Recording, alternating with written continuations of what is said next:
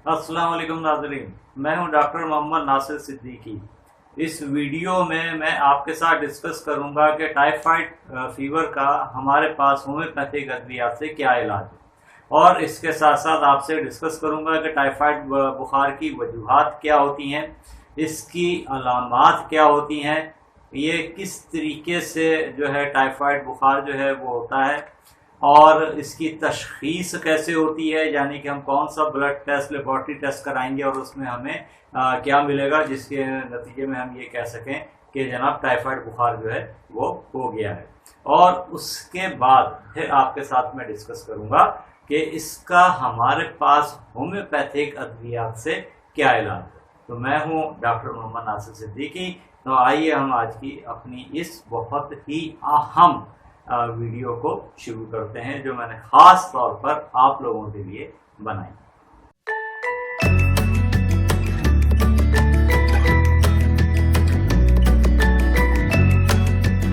जी तो नाज़रीन, मैं आपके साथ डिस्कस करता हूं कि टाइफाइड बुखार होने की जो वजह है वो है एक जरसूमा, एक बैक्टीरिया, उसका नाम है साल्मोनेला टाइफी। इस वक्त आपको स्क्रीन पर इसकी ये शक्ल भी नजर आ रही है। अच्छा, ये जो है अब टाइफाइड बुखार जो है वो होता क्यों है जनाब? होता ये है कि अगर हम किसी ऐसे शख्स के साथ कांटेक्ट में आ गए हैं जिसको पहले से टाइफाइड बुखार था, और उस आपको यहाँ ये बताता चलूँ कि ये टाइफाइड की जरासीम हमारे जिस्म में दाखिल होने के बाद अगर हम टाइफाइड बुखार से ठीक भी हो जाते हैं तो उसके बाद ये हमारे पित्ते में चले जाते हैं और फिर वहाँ पर ये सालों तक रहते हैं, और वहाँ से फिर वक्फे वक्फे से निकल निकल के आंतों में आते हैं, ब्लड सर्कुलेशन में आते हैं। अगर किसी शख्स को टाइफाइड बुखार था मगर मुकम्मल तौर पर टाइफाइड के जरासीम उसके जिस्म से ख़त्म नहीं हुए थे, तो ये जरासीम चले जाते हैं जनाब पित्ते में, वहाँ जाके बैठ गए और वहाँ इनकी अफजाइश शुरू हो गई। अफजाइश शुरू होने के बाद क्या हुआ जनाब कि ये फिर वहाँ से निकल निकल के आंतों में आए, क्योंकि पित्ते की रतूबत जो है वो आंतों में आती है कॉमन बाइल डक्ट के जरिए, जो कि बहुत सारे आप में से लोगों को मालूम है। तो वहाँ जब आए तो ब्लड सर्कुलेशन में नहीं है, हुआ ये कि बाथरूम के रास्ते, पकाने के रास्ते जिस्म से बाहर निकल गए। अब मिसाल के तौर पे अगर कोई खाना पकाने वाला शख्स था, वो जनाब बाथरूम गया, उसने बाथरूम पखाना जो है वो पास किया, उसके बाद संजा किया, तो संजा करने के बाद आया जनाब, हाथ अच्छे तरीके से साफ नहीं किए और उन्हीं हाथों से किसी दूसरे को उसने जनाब खाना सर्व कर दिया, खाना खिला दिया किसी को, और उसके हाथों की उंगलियों में जो जरासीम लगे हुए थे जनाब वो चले गए खाने के अंदर।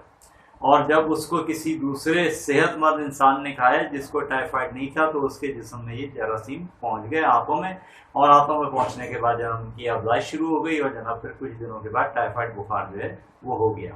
यहाँ एक बात आपको बताता चलूँ, याद रखिएगा कि टाइफाइड बुखार जो है ये हमारी आंतों का बुखार है, इसलिए इसका दूसरा नाम जो है वो एंटेरिक फीवर भी है। अब जनाब जो टाइफाइड बुखार हो गया, अलामतें शुरू हो गई, तो इसमें क्या अलामतें होती हैं वो मैं आपके साथ डिस्कस करता हूं। जनाब एक दफा आपके जिस्म में जरासीम घुस जाने के बाद और अलामतें आने तक का वक्फा जो है ये कहलाता है इंक्यूबेशन पीरियड। तो टाइफाइड के लिए ये इंक्यूबेशन पीरियड जो है ये 1 से 3 हफ्ते का है।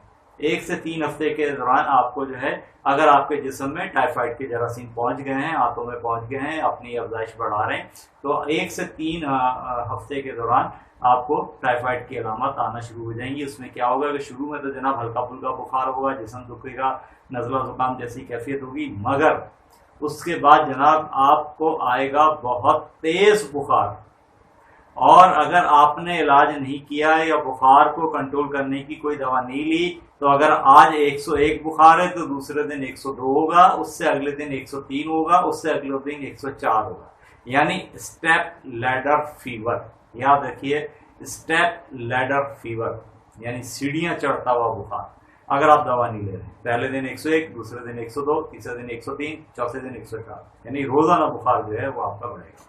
इसके साथ आपके सर में, माथे में बेइंतहा दर्द होगा, आपको उल्टी मत्ती की कैफियत होगी, और एक और ख़ास बात जो कि टाइफाइड बुखार में होती है, जिस्मानी दर्द, जोड़ों के दर्द, उल्टी मत्ती कैफियत, सर के दर्द के साथ जनाब पेट में बड़ा दर्द हो, बुखार भी है, सर में दर्द भी है, उल्टी मत्ती की कैफियत भी है और जनाब पेट में भी दर्द है और उसके साथ बुखार के 102 103 के साथ जनाब लूज मोशंस भी शुरू हो गए हैं, तो इसका मतलब है कि जनाब टाइफाइड हो सकता है। तो अब आपका डॉक्टर, जब आप डॉक्टर के पास जाएंगे तो आपका डॉक्टर क्या करेगा, आपके लिए कुछ लेबोरेटरी टेस्ट लिखेगा। सबसे पहले वो आपका टेस्ट लिखेगा सीबीसी, यानी complete blood picture, complete blood count, और उसमें क्या मिलेगा, उसमें जनाब आपकी हीमोग्लोबिन जो है वो कम हुई भी मिलेगी और आपका टीएलसी यानी टोटल लिकोसाइट काउंट या डब्ल्यूबीसी, टोटल डब्ल्यूबीसी काउंट जो है वो आपका कम होगा। और हमारे खून, ये जो ब्लड वाइट ब्लड सेल्स होते हैं, इसकी 5 किस्में होती हैं, उसमें एक टाइप होती है न्यूट्रोफिल। तो ये न्यूट्रोफिल आपके कम हुए होंगे, जो कि आम तौर पर इन्फेक्शन में बढ़ जाते हैं। इसके साथ एक बात आपको और बताता चलूं कि जैसे जैसे बुखार आपका बढ़ता है तो एक कुदरती अमल है कि जितना बुखार बढ़ेगा उतनी आपकी पल्स रेट भी बढ़ जाएगी। अगर बुखार में 1 दर्जे का इजाफा होता है यानी 100 से 101, तो नफ्स की रफ्तार में 10 का इजाफा हो जाता है। मिसाल के तौर पर अगर 90 थी तो 100 हो जाएगी, मगर टाइफाइड बुखार में ऐसा नहीं होता। टाइफाइड बुखार में जितना आपका बुखार बढ़ेगा उसके मुकाबले में नफ्स की रफ्तार आपकी उतनी कम होती चली जाएगी। ठीक है जनाब, इस बात को आप याद रखिए। और उसके बाद जनाब आपका जो एक और खून का टेस्ट जो आपका डॉक्टर कराएगा, वो आमतौर पर डॉक्टर कराते हैं, वो कहलाता है टाइफी डॉट का टेस्ट।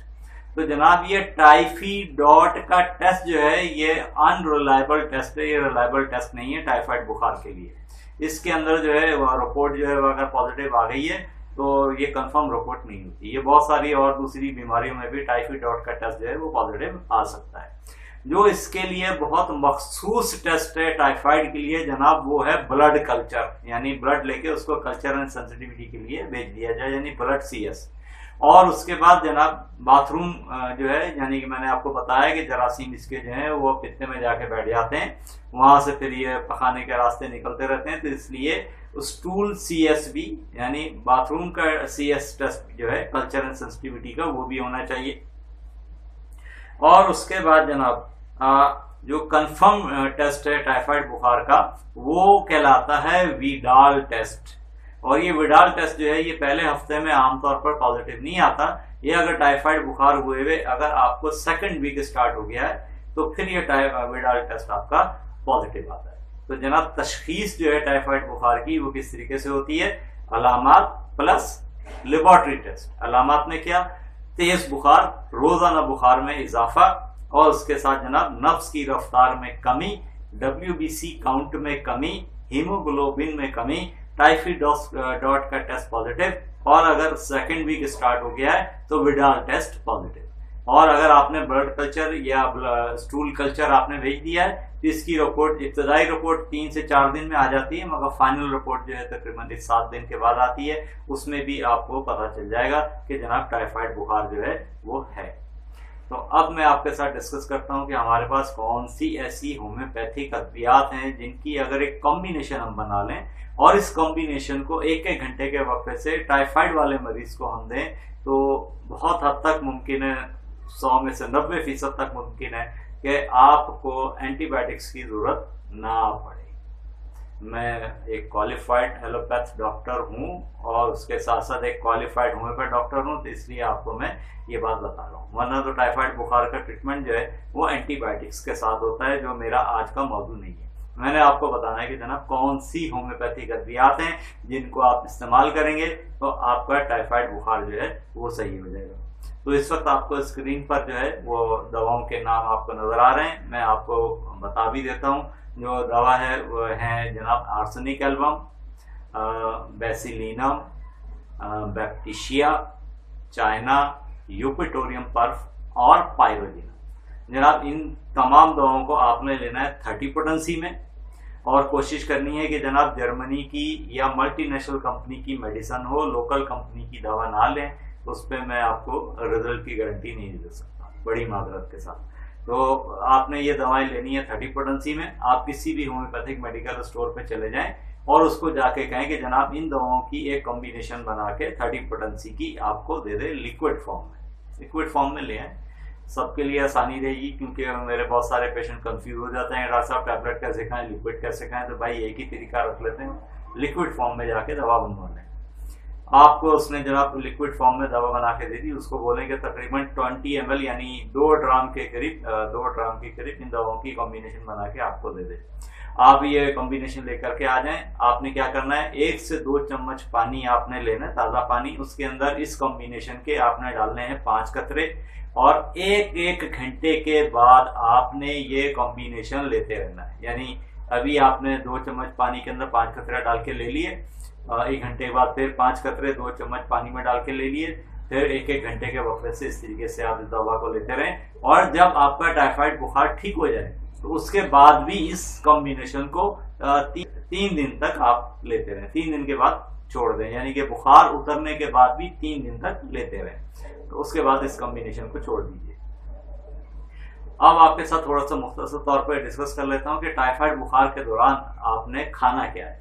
तो जनाब ज्यादा से ज्यादा लिक्विड आइटम, जिसके अंदर पानी, नींबू पानी, ORS का पानी, लस्सी, मिल्क शेक मुख्तलिफ फलों का, ये आप बाकसरत लें, आपके जिस्म में पानी की कमी नहीं होनी चाहिए। और इसके साथ आपने गाय का गोश्त, गाय के गोश्त का कोई भी आइटम, जैसे बिरयानी, जैसे पुलाव, जैसे कोरमा, जैसे शामी कबाब, इस किस्म की चीज़ें जो हैं वो आपने टाइफाइड बुखार में हरगिज़ नहीं खानी है, वरना आपका टाइफाइड बुखार बहुत बुरे तरीके से बिगड़ जाएगा और हो सकता है आप अस्पताल की इमरजेंसी में जाकर दाखिल हो जाए। उसके साथ साथ जनाब आपने उबले हुए चावल खाने, और मुर्गी के गोश्त का या बकरे के गोश्त का आपने बनवाना है सूप। गोश्त की बोटी नहीं खानी है, उसका सूप आपने पीना है। और उसके साथ जनाब कोई भी दाल जो आपको अच्छी लगती हो, मूंग की दाल हो, मसूर की दाल हो, माश की दाल हो, या वो हरी मूंग की दाल होती है, वो चने की दाल आपने नहीं लेनी है इसके अंदर, मैं आपको मना करूंगा।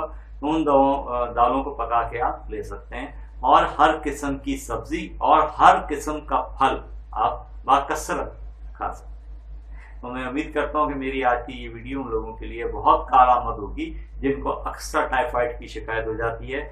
एलोपैथिक दवाएं खा के, जिसमें सिफिक्सिम है, जिसमें सिप्रोफ्लॉक्सासिन है, जिसके अंदर लीवोफ्लॉक्सासिन है, जिसके इंजेक्शन भी लगता है, जिसके अंदर सेफ्ट्राइजोन का इंजेक्शन होता है, वो भी लगवा के तंगा चुके हैं, मगर हर 15 दिन बाद, 1 महीने बाद, 2 महीने बाद दोबारा टाइफाइड बुखार जो है वो हो जाता है। तो पूरी उम्मीद के साथ मेरी ये कॉम्बिनेशन इस्तेमाल करें होम्योपैथिक दवाओं की, और टाइफाइड बुखार से छुटकारा पाए।